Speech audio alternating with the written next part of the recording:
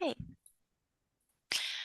Okay, hi everyone. Welcome to the Confidence Discovery in an Era of AI. Discover how Web of Science use AI responsibly to power your search for critical content.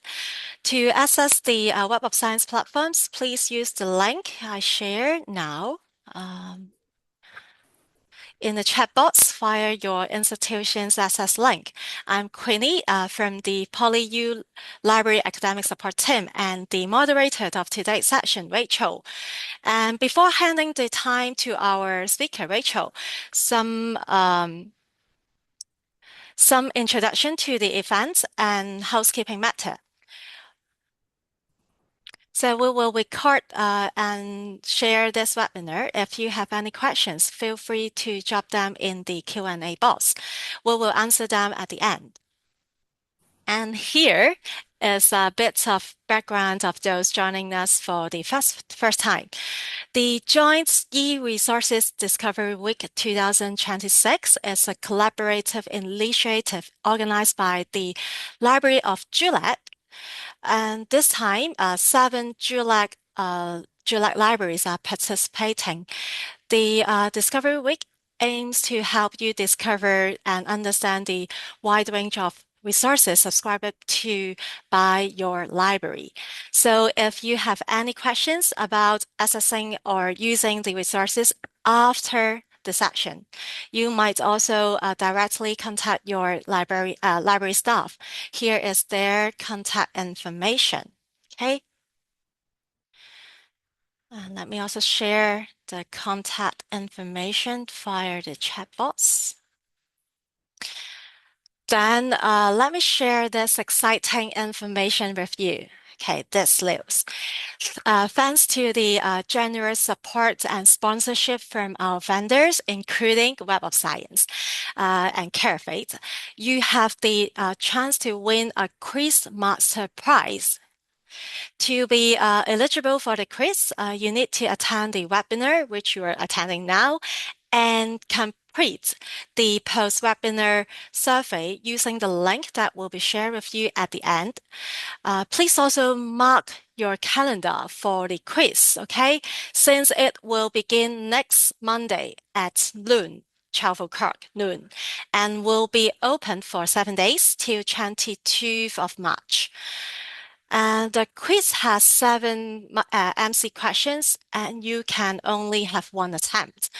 Basically, participants who answer more questions correctly and complete the quiz in the shortest time will be ranked higher. And all the questions are about the webinars we host this week and the research and library skills, okay? So make sure to stay until the end to learn more and qualify for the quiz, okay? And without further ado, let me introduce Miss Rachel Mangan.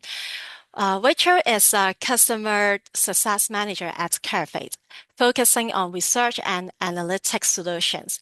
Based in the UK, she brings over 20 years of experience helping lots of clients adopt discovery, analytic, and workflow tools across multiple regions and industries.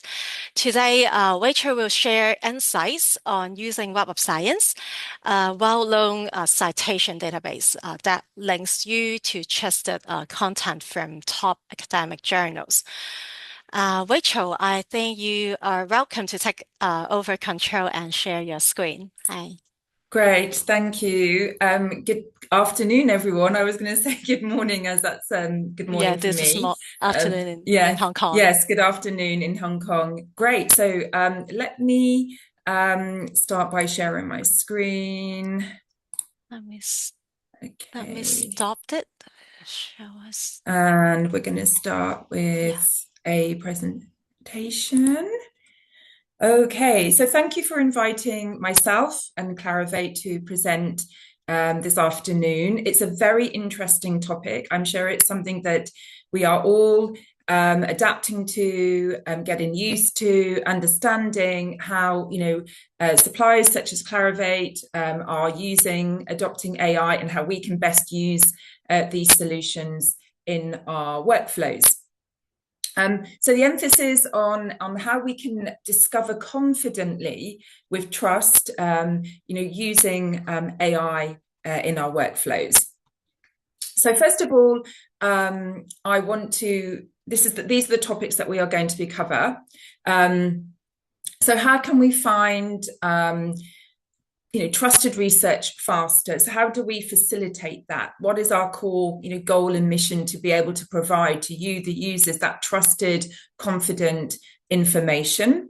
Then we'll be looking at some of the search options that are available to you as the users. And we are introducing smarter ways of searching to help you find that key information in a quick and smarter way. Then we'll be looking at some of the foundational features of the Web of Science, such as the analytical capabilities that help you track research trends, understand your topic. We'll be exploring various tools that help us find and connect research, whether this is using the citation network or using industry-leading classification. We are supporting the research community to be able to serve their needs more and more. And one such example of this is the introduction of new metrics and connections that connect our patent and policy content to the Web of Science core collection. This itself means that you can better understand how a piece of research has influenced citation or its patents and policy, and therefore is an indicator of real world impact. I'll also be covering how we support you in avoiding unreliable sources. So we'll be talking about research integrity, retracted content, and how we support the user avoid citing such information in the Web of Science. And then finally, we'll be looking at the Web of Science Research Assistant, which is an AI native tool that helps the user better understand a topic more easily.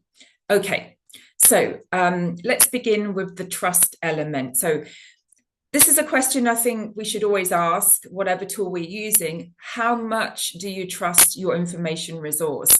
Whether you're using a bibliographic database or using AI, an AI tool such as ChatGPT or any other variant. Why are we talking about this? Because if the data that the tool is using is very poor in quality or construction, then the information that we get out of that tool will equally be poor and weak. So we must always consider this factor when we use our AI tool or bibliographic database. It's a simple equation: rubbish data in, poor data out, or poor analysis out. So what do we do at Web of Science in order to avoid that situation and to provide a confident, trustworthy data set of research information? So not all databases are created equally. Web of Science core collection is built on high quality, confident bibliographic information. Curated content and high quality bibliographic data are the core substance and foundation of the Web of Science core collection. And this has been throughout time. You can see in the bottom, the timeline, this has been going on for decades, since the inception of Web of Science, which is in the early 1960s. How do we do it? And we do it like no other provider. First of all, we have a selection of sources. It's achieved by a set of 28 criteria that we apply to all global publishers. This journal has to meet the criteria to be selected for the Web of Science core collection. So that filters out the untrustworthy, questionable sources. Then the metadata is of high quality because we get it directly from the source. So we don't ingest information from third-party sources.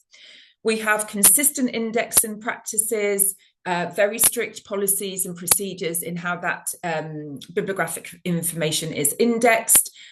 We index our sources cover to cover, so we're not selecting articles or various pieces of the journal and then say, hey, we index this journal. No, we index those journals from cover to cover, so it's complete coverage.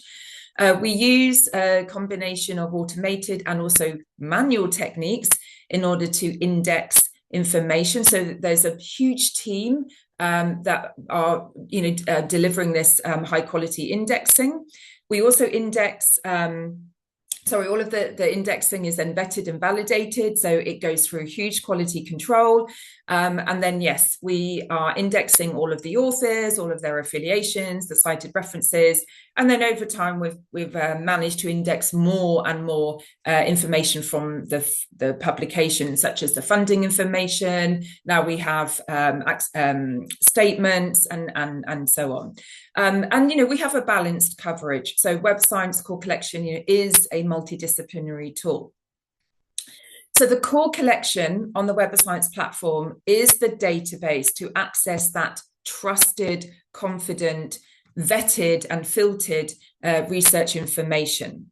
So we can, establish, high quality results, good quality analysis from the information in this tool. So the core collection is made up of various citation indexes. That's just how the product has evolved over time. And you can see in the bottom in the square, the coverage in terms of the number of journals. But as it is today, the Web of Science Core Collection is a data set of over, actually it's now 100 million records. So it's large scale, it's immense and huge. It's a very broad coverage, 254 categories, over 22,000 journals and a lot more. So it's a high quality, consistent data set of research information.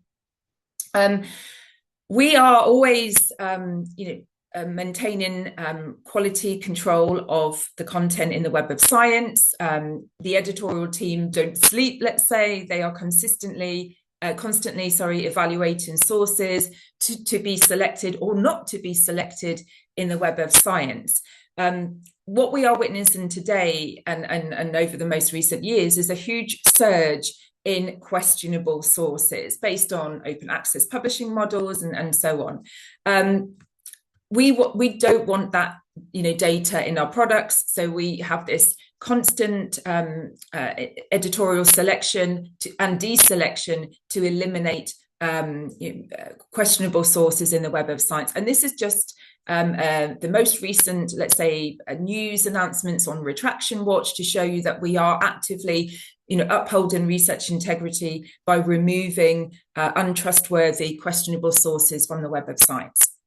If you wanted to know what journals are indexed in the Web of Science, you can. We have a public-facing master journal list, which you can search and you can find which journals are indexed in the Web of Science Core Collection. But we also maintain a monthly editorial list of updates to the Web of Science Core Collection selection. And in this list, you can see journals that have been deselected. We'll tell you why. So we're very, very transparent about the Web of Science Core Collection coverage. Now, Web of Science Core Collection is just a part of the story. It is just one of the databases on the Web of Science platform. And in this illustration, you can see what is the Web of Science world today.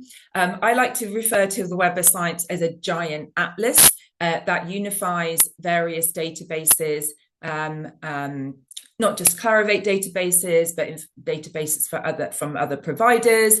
And what it delivers is this giant atlas that maps research, various research outputs. We're not just talking about traditional academic channels. We have data, patents, grants, dissertations and theses, preprints. It's all in there.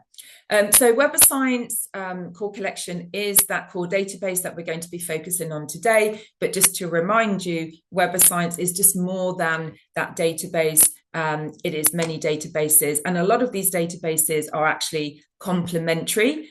The grants, the preprints, dissertations and theses, and also Research Commons, which is our newest collection that we've added this year that indexes open source publications from open source resources such as Crossref and OpenAlex. Okay, so let's move on to the various searches. So over time, we know that, you know, in the modern era of information retrieval, that users have different expectations of how they search tools. Most users today do use AI based tools. We're all familiar with searching in Google, where it's very easy to search. You just simply type in your question or a series of words, doesn't even have to make sense, and the tool provides you with results. That hasn't always been the case for the Web of Science. Web of Science is a bibliographic database and has always required the user to insert a query in a Boolean format, a search engine format, I should say, which requires some level of skill, some level of knowledge of how to translate what is a natural language question into a Boolean search. But we are improving that. We know that the Web of Science has to be, reach or meet current expectations and how users want to interact with a modern information retrieval tool. So we have introduced a feature called Smart Search. So Smart Search is now the default search for the Web of Science. And what it is, it's not AI, okay? It uses various technologies to help improve searching. First of all, you can ask your question in a natural language way in a variety of languages.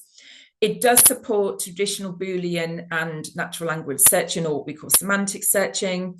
It can auto-detect what you're searching for. So if you type in an author name, it will detect you're searching for an author and will provide you with suggestions of authors. Same as if you type in a topic search, it will provide you with suggestions of topics to search for. It searches in documents and also for researchers, but this is powered by our data science. So it's trying to retrieve you the most relevant people, researchers and documents in your topic. So yeah, it's packed full of quite a few features, all of which I've just described. So this is in the presentation. So we really do feel it does help users search more comfortably and access that information a lot quicker without requiring the level of skill to execute a traditional Boolean search. This is in the presentation, so I'm not going to go through everything in this slide, but just to show you that we now have various search experiences to your taste.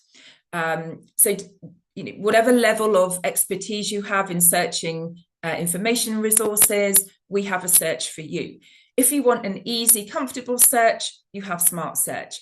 If you are an expert and you prefer to have control and precision about what you're searching, then you use Advanced Search. And then if you want to use AI, then we have the Research Assistant.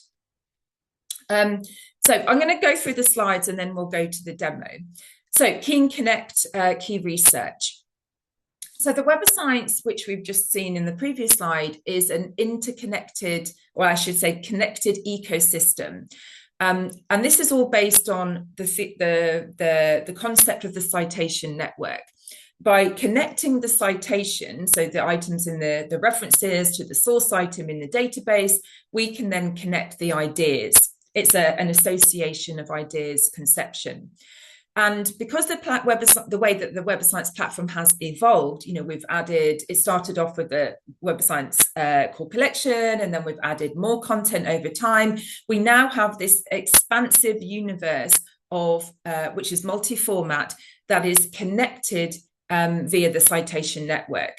So for example, we have in our, the Web of Science giant atlas today, traditional journal articles, we have conference proceedings, books, preprints, dissertations, data sets, patents, grants, policy documents, open source information, and all of that information is connected and plugged into this expanding citation network. So I just wanted to show you what this really means for you, the user, and how you can benefit from it.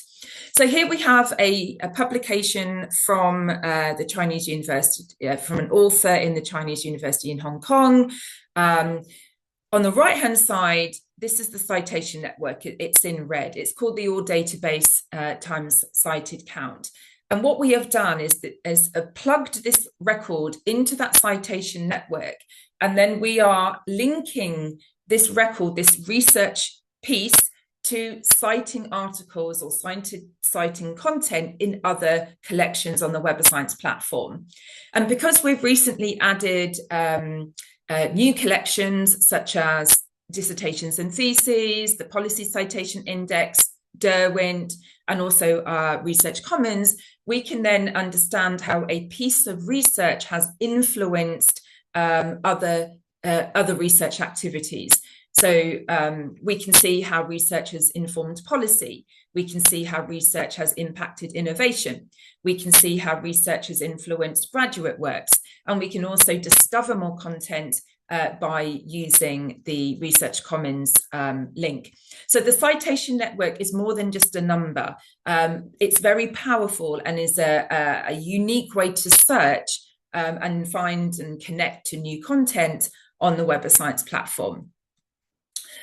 So I just wanted to bring a bit of history into our story. It's always good to know where your roots come from. You know, this concept of a citation network has been, was all based on the pioneering idea of the founder of the Web of Science, Dr. Eugene Garfield, who was revolutionary in, in his era, and he, based on his research, invented the concept of the citation index all the way back in the 1950s. And he suggested that the citation index brings together material that would never be collected using subject indexing. He called it and described it as an association of ideas index. And that's what this citation network achieves. So another way to find and connect research is to use classification. So before we talk about our classification options, what do we mean by classification and how do we achieve it? So when we have a paper, we have the title, we have the abstract, perhaps some keywords.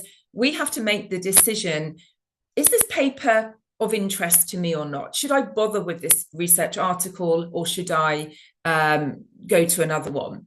So in order to understand or to answer that question, we need to understand the topic or topics discussed by the paper. So we need to classify that paper. Now, Web of Science is not a specialist database. It's a multidisciplinary database. There is no human eye reading the paper and then adding specialist indexing, etc. So we have to do this, in an automated way at large scale. So we have two approaches. So we have what we call top down and bottom up. So the top down refers to the source classification. So which is the journal, or could be the proceeding or the book where this article is published. So here we have Web of Science categories and research areas. But more recently, the research community has looked for more article-specific classifications to better describe what the article is about rather than what the source is about. So here in this bottom-up bracket, we have various classifications: citation topics, sustainable development goals, enriched cited references, and specialist database indexing. So with regards to the citation topics, these are, it's a three-tier hierarchy. We have, for example, at the bottom, the macro citation topics, which are very broad descriptors or labels of clusters of papers. Then we have the meso, which is in the middle, a bit more specific. And then right at the bottom, or in fact at the top, are the micro citation topics, which are very specific labels to clusters of papers. So we can use these to find and discover more content in the Web of Science. The enriched cited references, again, were added several years ago, and it's very unique to the Web of Science.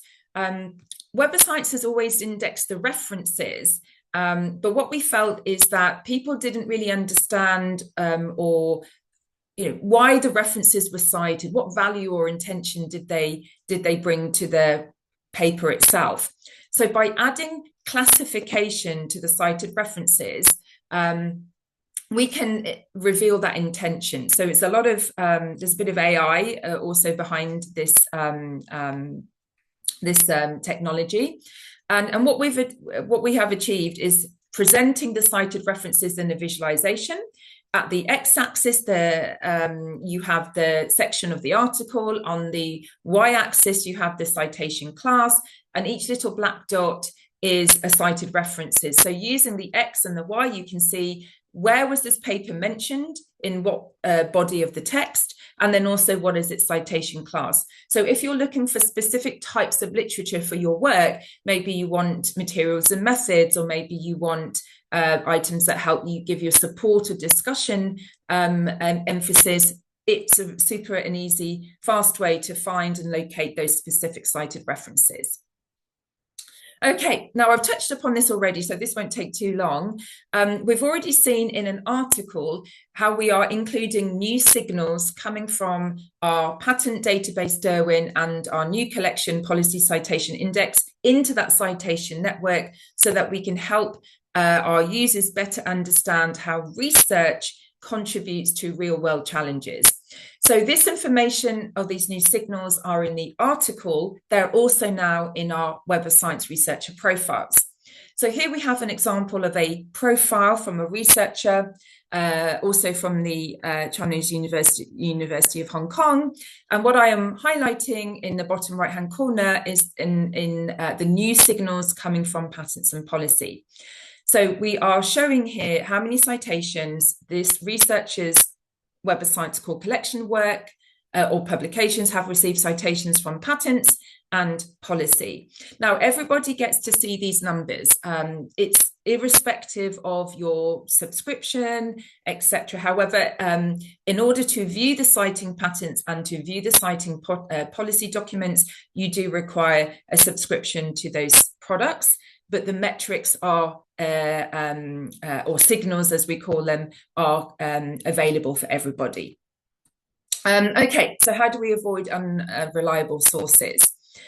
So this all goes down to what we call research integrity. So research has to be or maintain integrity for there to be trust and confidence in the information that the research provides. So researchers in all parts of their workflow have to honor, research integrity, the data collection, the actual conduction of the research, the publication, etc. However, based on the business or the industry that research is, research unfortunately can be questionable and does not adhere to research integrity practices. So this is just an example of what's going on in the research publications industry today. In the graph, we can see that the number of retracted publications, so these are research papers that have subsequently been retracted for various reasons, is on the increase. And this has a huge implication on the research industry itself.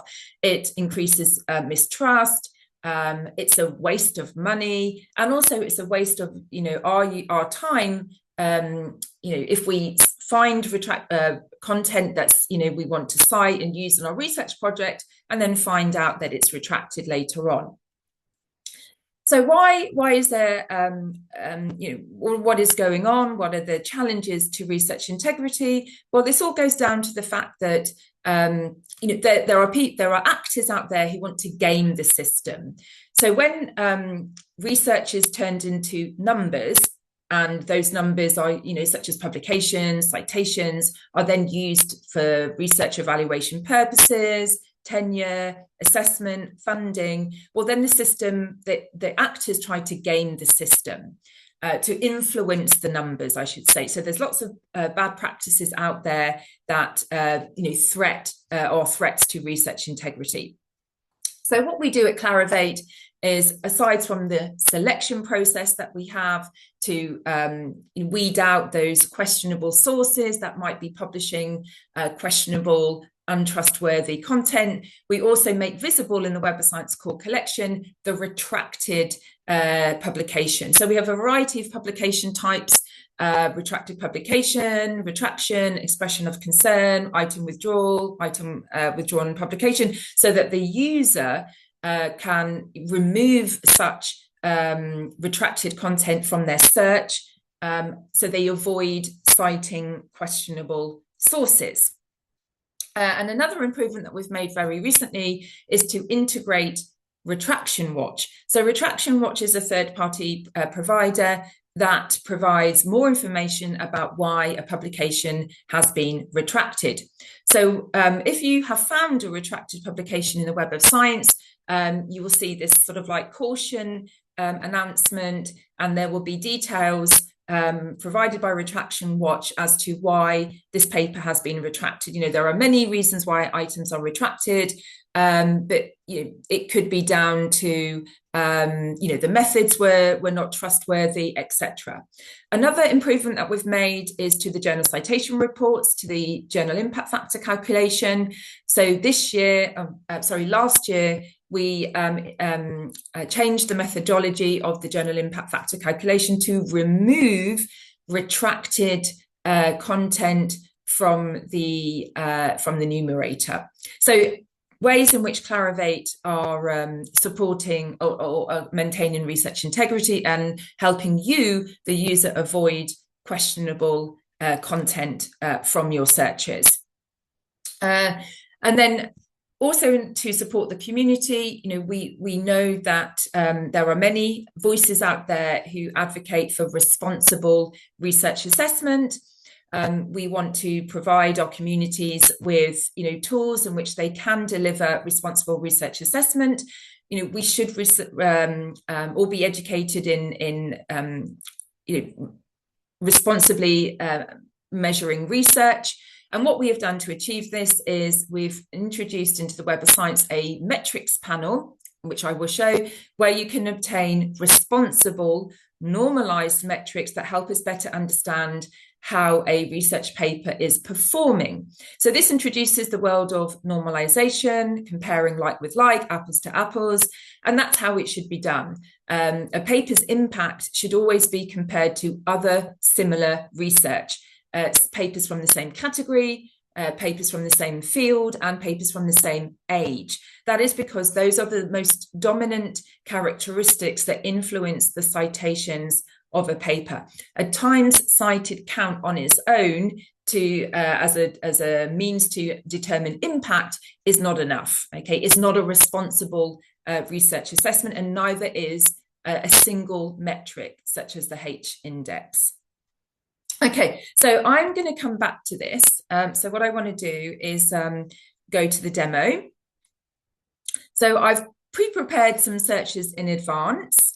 I have taken some inspiration. I think it's always good to do so.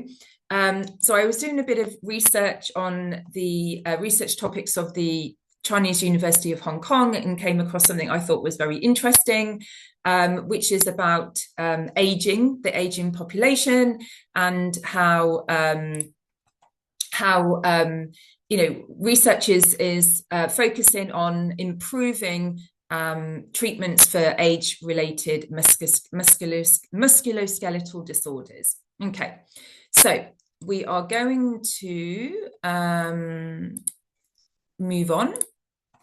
Okay, so here we are, Web of Science, and as you can see, this is the default search experience, the smart search, and I am going to ask it a question. So here we do not require to enter a Boolean search, although you can if you desire to do so, and it allows you to search for topic search, researchers, affiliations, everything that you can search normally in the Web of Science, funding, etc. So let me, I just need to try and move something. Okay, so where is my, sorry, let me just go and grab my question. Okay, sorry, I've got it here. There we go. Copy it, and we're going to put it in. So I'm going to use the same question throughout, okay, for consistency purposes. So you see how the search experiences differ, although we're using the same search. So this is the SMART search. It uses semantic discovery, natural language processing. So here I can enter my natural language question. What are innovative and effective treatments for age-associated musculoskeletal disorders? And I'm searching in the core collection, and I do the search. Oh, okay. What's happened here? Hang on. Let me go to my... this worked yesterday, so I don't understand why it didn't work just now. Okay, let me... there we go. So it's exactly the same question. What are the innovative and effective treatments for age-associated musculoskeletal disorders? So I'm in the Smart Search environment. So in the Smart Search environment, let me go, sorry, to the documents. Oh, sorry, it's I'm having a few difficulties. Okay.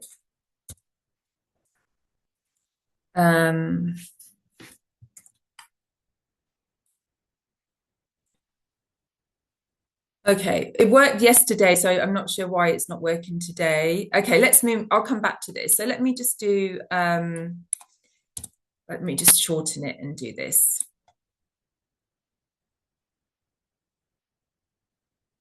Here we go. So in Smart Search, we are searching semantic and Boolean records at the same time. In the search results, we show you, actually, let me go to combined. We show you both results from the semantic pathway and the Boolean pathway, but you can focus or limit your results to those that are generated with a traditional Boolean search, that's keyword searching, or semantic. So we do describe what semantic discovery is. And you will see that semantic means that it finds context-aware results. Now, there's also a technical limitation on the number of semantic results. It's always capped at 100. So, for example, have I found more results using Smart Search for my topic? So if we go to Boolean, you can see that I have just 29 records. And then if we go to semantic, you will see we have 100, but that is the technical limitation. You will also see how we process this query, and you can also edit it. So you can perhaps change it if you want to do so using the sort of like advanced search fields. So there's lots of flexibility here to change the search. So what's novel, apart from the semantic results, is that we have a new visualization that's unique to Smart Search. So it's called the co-citation map. So we are trying to surface connections between the research. So surfacing, what we have in the Web of Science, which is this interconnected ecosystem of research publications. And discovery using the connections is a very powerful means to discover information. So here we have our, seed paper, and then we have the citing documents, and then we have co-cited papers. So these are papers that are co-cited with our citing documents. So it's just surfacing those extra deeper connections that we might, we would miss by not having this level of connections in this visualization. So it's just a novel way to surface this interconnected ecosystem. That's what I'm going to do in Smart Search, because I'm going to go back to the Web of Science. And I'm going to go to a query that I did, the traditional search. So sorry, let me just go back. I did have these all open, and now they are, there we go. So If I want to search the traditional Boolean search way, we have to do an advanced search. I've just pre-prepared this search to speed up the demo. So you can see I've deconstructed what is my natural language question and had to, change it quite a lot, introduce lots of things that are very complicated in order to search an appropriate query for this search engine, using wildcards, brackets, quotation marks. You can see it's a very skillful. So we have 1,763 results. So if I want to understand my topic, I want to know who's contributed to the topic, who are the producers of this research, what is the trend of this topic, we need to use our analytical features. They come in the form of refined results. So I can, for example, get snapshots of key bibliographic information from the results. Who are the top researchers? When I say top, I'm referring to the number of publications. That's the only metric that we measure here. Who are the top researchers in this field? What are the source classifications in the form of Web of Science categories? What are the more specific topics of the articles in the form of the microcitation topics? What is the SDG profile of this research? So how does this research contribute to the SDG goals? Also, which are the author affiliations? So where is this research being, what is the location of the researchers who contributed to this work? That's the affiliations. We can even go more granular to departments. We can also see countries. And a lot more. If you want to know which journals are publishing in this topic, you can then analyze by or refine by publication title. So it gives you a very detailed profile or footprint of this research topic. We can also perform the same with analyze results. So for example, it's the same technology, data mining, but here we have a visualization, and the analysis itself is in a exportable or I say downloadable table. I'm going to move on. Right at the top here, just want to point out we have these AI generated keywords. So this is AI in action in the Web of Science. So it's trying to surface popular topics discussed by the body of research that I have in my results, and I can use them to improve my query. So you can add them in or exclude them from your search. So what I want to do now is talk about finding and retrieving or locating new material using the citation network and classification. So let's say I want to identify which is currently the most impactful publication in my research topic. So I order by citations, naturally, open up the record because I'm inquisitive. And then here on the right-hand side, you can see the citation network that I've been talking about. So I'm going to go to the all databases time cited. And you can see here that what I have discussed in the presentation is this network that integrates this paper into other collections on the Web of Science. But most importantly, some of these new collections are signals. So for example, we have signals coming from Derwent Innovation. So we can see how many citations have been received from patents. We have signals coming from our policy citation index. Okay, this one doesn't have any to show impact on policy documents. We have a connection to our newest collection, Research Commons, which is open source information and so on. So it's a really powerful way to connect to newer research, but also to understand how this piece of research has influenced other research. And these connections are all clickable. So for example, if I want to understand the impact of this paper within the core collection or within all databases, I can click on the citing and and I can explore the citing articles. Or I can go backwards in time and look at this paper's references. So again, going backwards in time and understanding the preceding research that has informed this publication.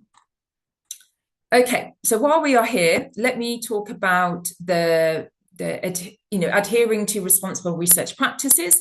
So most records have this metrics panel, which is integrating some of the advanced industry-leading indicators coming from our research intelligence solution insights. So the question that we are asking is, how is the impact of this paper? Is it high? Is it low? Is it average? So we integrate normalized indicators to help us gauge that impact. It's what you will see is this indicator. It's a triangle. If the paper's impact is above average, it will be a green triangle. If it's below average, it will be a red triangle. So we can use this information to understand a paper's performance. Now let's move on to classification. So for example, if we scroll to the bottom of this record, this is where we can see the classifications applied to this article. We can see that the source is in medicine, general and internal, but the article itself has various labels. It has citation topics, so we can see the entire hierarchy, the macro citation topic, the meso, the micro, and the SDG or SDGs to which this paper has been assigned. Now, all of these labels or these classifications not only help surface the topics discussed by this paper, they are also clickable, which means that they can generate searches. So for example, if I'm interested in locating other Web of Science content that is classified with estrogen receptors, I simply click on the title of the microcitation topic and it launches a new search for more publications labeled with this particular microcitation topic. Okay, so that's, I'm going to go back here. Oh, sorry, I've gone too far. Okay, let me go back to my search. Actually, I'll just use this one because it's a broader search. Okay, let's talk about removing retracted content. Let me see if we have any. If not, I'll have to do a different type of search. So yes, if you go to the documents type filter and you click on view all, you will see all of the various document types. And this is where we show retracted or the various retraction or expressions of concerns and withdrawn items publications. We have actually all of them here. Retracted publication, we have expression of concern, we have publication with expression of concern, and etc. So you might want to exclude those types of documents from your search to avoid citing questionable resources. I'm actually going to refine and see if we have an example. So you can see here, this is the warning that we were talking about. You know, why is this publication being retracted? You open it up and then you can see this integration from Retraction Watch that provides us with more details as to why this particular publication has been retracted. And then, as I said, there are multiple reasons why retractions happen. Okay, let me talk about the new signals coming from patents and policy, but at the researcher profile level. So here we have a researcher profile from a researcher. And what I wanted to point out is that the researcher profile itself is very rich, it's very complete, it's very comprehensive. We have the authors, this is a claimed profile. We have an AI generated author summary, so a nice natural way to understand this researcher's story. We have their publications, their citation, their AI generated topics. This is a highly cited researcher, has got received various awards in over multiple years. We have their publications, lots of other information as well. But what I wanted to point out is that these new signals coming from patents and policy are also visible at the researcher level. So not just the article level, but the researcher level. And in this way, we can then measure, monitor, and understand how a researcher's work is influencing policy and also patents. Okay, so finally, I know we just have a few minutes left. I just want to touch upon the Web of Science Research Assistant. So the Web of Science Research Assistant, if I go back to my presentation, is a subscription product. So it doesn't come with your regular Web of Science core collection subscription. It's an additional subscription. But let's have a talk about it today. So what the Web of Science Research Assistant is, it's AI powered. It uses two types of AI technology: generative AI, which was the AI that it launched with, and then more recently, it's powered with agentic AI. It supports pretty much everything: natural language searching, multiple language searching, helps you achieve or go through research tasks more easily, more quickly, provides great transparency so that you can trust the AI, so it reduces hallucinations. It is packed full of visualizations, and also it can work with the entire core collection if you that's over 120 years, but it is restricted to your subscription. So let's have a quick look. Okay, so again, I'm using the same search. So I'm just going to go back to the home page. I'm going to show you the Topic Explorer, which uses agentic AI. We do have the regular chat, but for today, I'm just going to show you the Topic Explorer. So you propose your question to the Topic Explorer. What are you interested in? What are you looking for in a natural, comfortable way? Then the question or it is understood by the AI tool. It has to interpret your question. What is the intention? And then it will find relevant information in the Web of Science core collection to answer that question. So it prepares a response, giving you an overview of your topic. Then it provides some subtopics, related topics, but always there are the supporting Web of Science documents where the information has been sourced from. So this is the direct transparency between what the AI responded and the underlying information, bibliographic information, or let's say the evidence that we have in our data. All of the reference documents will be available to see. What I want to show you, though, are some of the unique visualizations that this AI tool can generate.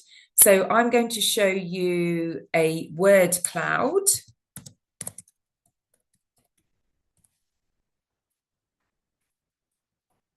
So this is a unique visualization to the Research Assistant. It surfaces author keywords from the results. Okay, it's not deciding to work today. I don't know why it's not displaying. Okay. All right, let's move on. Let's do the topic map, if that works.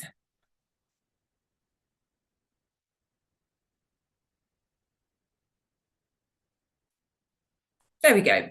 So perhaps the word cloud is just suffering from a few technical problems. So yeah, this is a really good word cloud. It's a way to visualize the connections between the different topics in research. Again, could we achieve this on our own, doing a traditional search and looking at the results?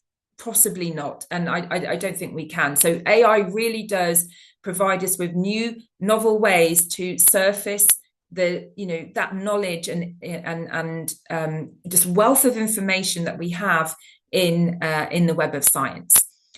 We can also see top researchers. So if we're looking for key opinion leaders, collaborators, it will then identify who are the most significant researchers in the topic based on my initial query.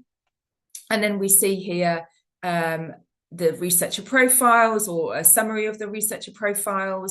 and then we can we get that author summary again about the researcher. So understanding the researcher's history, story in a very natural, comfortable way, rather than just looking at a list of publications. And then you can go to their full profile if you really want to do so. So I do know we are at time. So that's just a snapshot of what our Web of Science Research Assistant can do. So what I would like to do now is stop sharing and go back to the panel.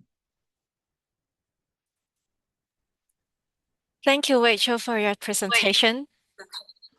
Hello, can you hear me? Okay. Hello, yes? Yeah, I believe the time is not enough for you to introduce all the functions that are provided by the Web of Science. And then I also tried the research assistant, and I couldn't.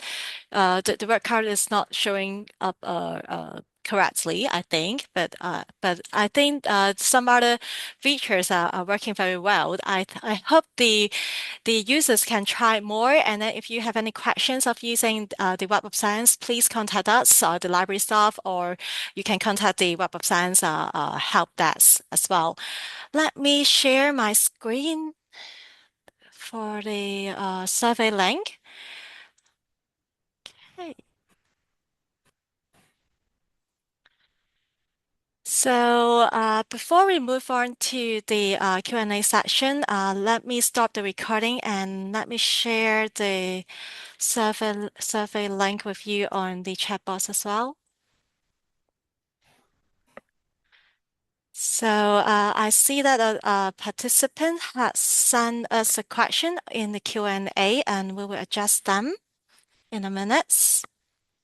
So would Rachel please take a look to the questions, and then you can also tell them more about how they can create a list of the records that they have selected or they have read. Um, so yes, I'm reading the question, and once I review those 15 and 20,